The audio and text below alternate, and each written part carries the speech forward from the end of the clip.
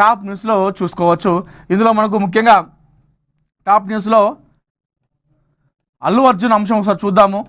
So ఈ అల్లు అర్జున్ అంశం ఎప్పుడైతే పుష్ప 2 సినిమా విడుదలైందో ఆ రోజు రాత్రి బెనిఫిట్ షో రోజు జరిగిన ఘటనలో ఒక మహిళ మరణించడము, అదేవిధంగా ఒక బాబు కూడా సీరియస్ ఇంజురీ కావడము, తర్వాత అల్లు అర్జున్ పైన విమర్శలు రావడము, తెలంగాణ ప్రభుత్వం స్పందించడము, ఆయనను ఒకరోజు అరెస్టు చేయడము, జైలుకు పంపడము, మరుసటి రోజు ఆయన బెయిల్ పైన బయటికి రావడము, ఇదంతా కూడా చూసినాము.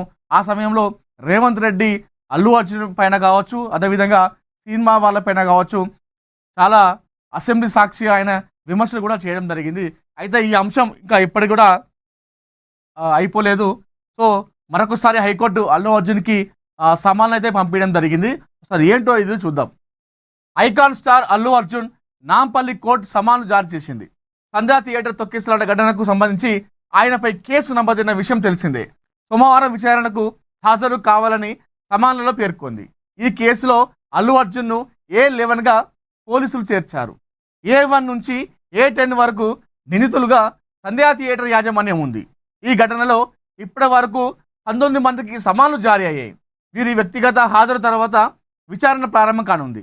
ఇప్పటికే 23 మందిని నిందితులుగా చేర్చి పోలీసులు ఛార్జ్షీట్ దాఖలు చేశారని చెప్పేసి మనం ఇక్కడ వార్తలు చూసుకోవచ్చు. అసలు ఏం జరిగిందంటే చూద్దాం. 2024 డిసెంబర్ 4న పుష్ప 2 ప్రీమియర్ షో సందర్భంగా సంధ్యా థియేటర్ వద్ద తొక్కిసలాట జరిగింది. ఈ ఘటనలో రేవతి అనే మహిళ మృతి చెందగా ఆమె కుమారుడు శ్రీతేజ్ తీవ్రంగా గాయపడ్డాడు. థియేటర్కు వచ్చిన అల్లు అర్జున్ చూసేందుకు ఒక్కసారిగా అభిమానులు దూసుకురావడంతో ఈ ఘటన చోటు చేసుకుంది. దీంతో ఈ ఘటనకు థియేటర్ యాజమాన్యంతో పాటు అల్లు అర్జున్ కూడా బాధ్యుని చేస్తూ పోలీసులు కేసు నమోదు చేశారు. బాలుడు శ్రీతేజ్ కుటుంబానికి అల్లు అరవింద్తో పాటు మూవీ టీం అండగా నిలిచింది.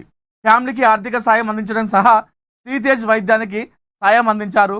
శ్రీతేజ్ పూర్తిగా కోలుకున్నాడని చెప్పేసి చెప్పడం జరిగింది. సో అమలు జారీ చేసింది, హాజరు కావాలని చెప్పింది. ఏదైతే ఆన్లైన్లో హాజరు అవుతానని చెప్పేసి అంటే ఆన్లైన్లో కాదు, డైరెక్ట్గా మీరు రావాలని చెప్పేసి హైకోర్టు అయితే షాక్ ఇవ్వడం జరిగింది. అయితే నన్ను అడిగితే ఏదైతే పుష్ప 2 సినిమా ప్రీమియర్ షో సందర్భంగా జరిగినటువంటి ఈ తొక్కిసలాటలో ఒక మహిళ మరణించగా శ్రీతేజ్ అనే బాలుడు ప్రస్తుతం ఆయన జీవితం చెప్పాలంటే కూడా అస్తవ్యస్తంగా మారిపోయింది. ఆయన కాళ్ళు, ఆయన చేతులు మాట్లాడలేని పరిస్థితి. మీరు ఎన్ని కోట్లు పెట్టుకుంటే ఇప్పుడు ఏం లాభం?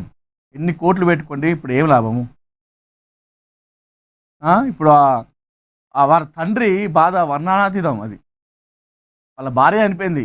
బాబు ఆ విధంగా తయారయ్యాడు. ఆయన బయటికి ఎడ్డు వెళ్ళలేడు ఆ బాబుని విడిచిపెట్టి.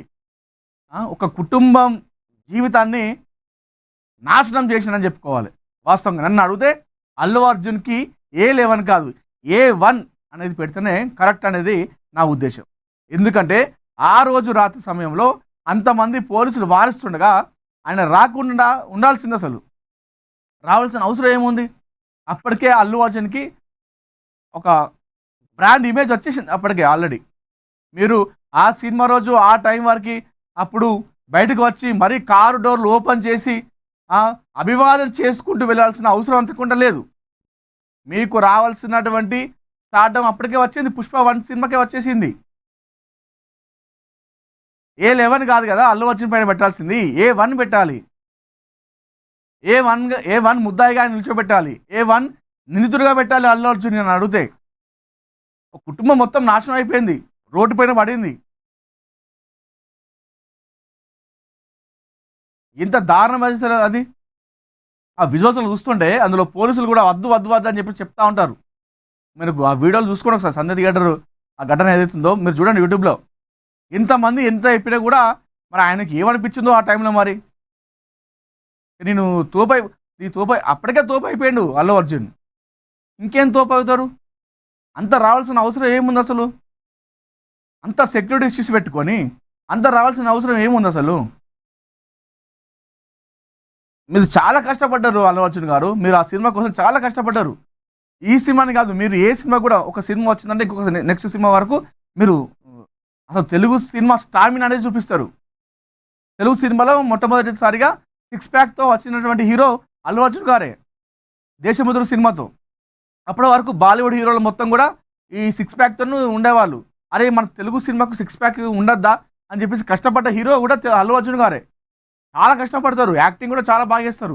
మరి ఎందుకు ఆ రోజు అంత ఇమ్మెచ్యూర్గా బాధ్యత రహితంగా ప్రవర్తించిండో నాకు ఇంకా అర్థమవుతలేదు.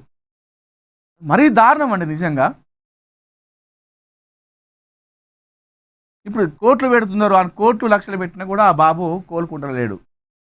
మంచి భవిష్యత్తు ఉన్నటువంటి బాలుడు మీరు లక్షలు పెట్టినంత మాత్రాన కాళ్ళు చేతులు మాటలు మొత్తం పడిపోయి వాళ్ళ భవిష్యత్తు ఏంటిది? ఆ తండ్రి ఎవరి కోసం బతకాలి? చూద్దాం మరి ఇది ఎటు దారి తీస్తుంది, ఎటు వెళ్తుంది అనేది.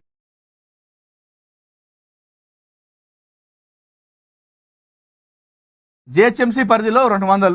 సో ఇది మరొకసారి డివిజన్ పెరిగే అవకాశం ఉందంట. చూద్దాం.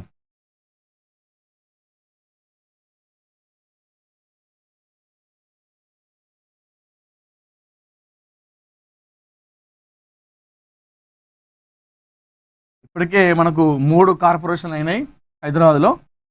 సో ఇందులో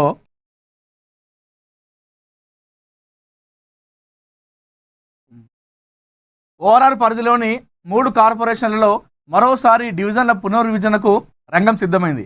గతంలో ఉన్న జిహెచ్ఎంసీలో ఓఆర్ఆర్ పరిధిలోని 27 నగరపాలక పురపాలక సంస్థలను కలిపి మార్చి నెలలో 3 కార్పొరేషన్లుగా ప్రభుత్వం ఏర్పాటు చేసింది. మార్పులు చేర్పుల అనంతరం ఏర్పడిన GHMC, Malkajgiri municipal corporation, Cyberabad municipal కార్పొరేషన్ల పరిధిలో మరోసారి డివిజన్ల పునర్విభజన చేశాకే ఎన్నికలకు వెళ్లాలని ప్రభుత్వం నిర్ణయించినట్లు సమాచారం. ఇందుకు సంబంధించి మున్సిపల్ అధికార యంత్రాంగం కసరత్తు ప్రారంభించినట్టు తెలిసింది. తొలుత జిహెచ్ఎంసీకి మాత్రమే ఎన్నికలను నిర్వహించే అవకాశం ఉన్నట్లు రాజకీయ వర్గాల్లో జోరుగా ప్రచారం జరుగుతుంది. జిహెచ్ఎంసీ పాలకవర్గం గడువు ఫిబ్రవరితో ముగిసిన నేపథ్యంలో ప్రస్తుతం ప్రత్యేకాధికారి జయేష్ రంజాన్ పాలనలో ఉంది. పాత బస్తీ నియోజకవర్గాలు కాకుండా బయటి ప్రాంతంలో ఉన్న నియోజకవర్గాల్లో మరిన్ని డివిజన్లు కలిపి కొత్త డివిజన్లను ఏర్పాటు చేయాలని భావిస్తున్నారు. 200 డివిజన్లలో 101 గెలిచిన పార్టీకి చెందిన వ్యక్తే మేయర్ పీఠంపై ఆసీనులు అవుతారు. దీన్ని పరిగణలోకి తీసుకొని డివిజన్ల పునర్వ్యవస్థనికి జరుగుతుందని రాజకీయంగా పెద్ద ఎత్తున ప్రచారం జరుగుతుంది. తొలుత జిహెచ్ఎంసీకి నిర్వహించాక సైబరాబాద్, మల్కాజ్గిరి కార్పొరేషన్లకు ఎన్నికలు నిర్వహించాలని ఆలోచిస్తున్నట్టు తెలిసింది. సో ఏం చేసినా కూడా మొట్టమొదటిగా జిహెచ్ఎంసీ ఏదైతే 3 కార్పొరేషన్లు ఇప్పటి వరకు హైదరాబాద్లో కేవలం మనకు GHMC greater Hyderabad municipal corporation మాత్రమే ఉండదు. ఇప్పుడు జిహెచ్ఎంసీ కాకుండా నెక్స్ట్ వచ్చేసి ఇక్కడ మల్కాజ్గిరి ఒకటి అవుతుంది. దాంతో పాటుగా మరొకటి అయితే మొత్తం ఓవరాల్గా 3 అవుతున్నాయి. అయితే ఇందులో ముఖ్యంగా చూసుకుంటే జిహెచ్ఎంసీ అయిపోయిన తర్వాతనే మిగతా వాటి ఏదైతే సైబరాబాద్ కార్పొరేషన్, అదేవిధంగా మల్కాజ్గిరి కార్పొరేషన్. సో ఇందులో డివిజన్లు కూడా పెంచే అవకాశం ఉందట. 200 డివిజన్లు ఉంటే 101 సీట్లు కార్పొరేటర్ ఎవరు గెలుస్తారో ఆ పార్టీ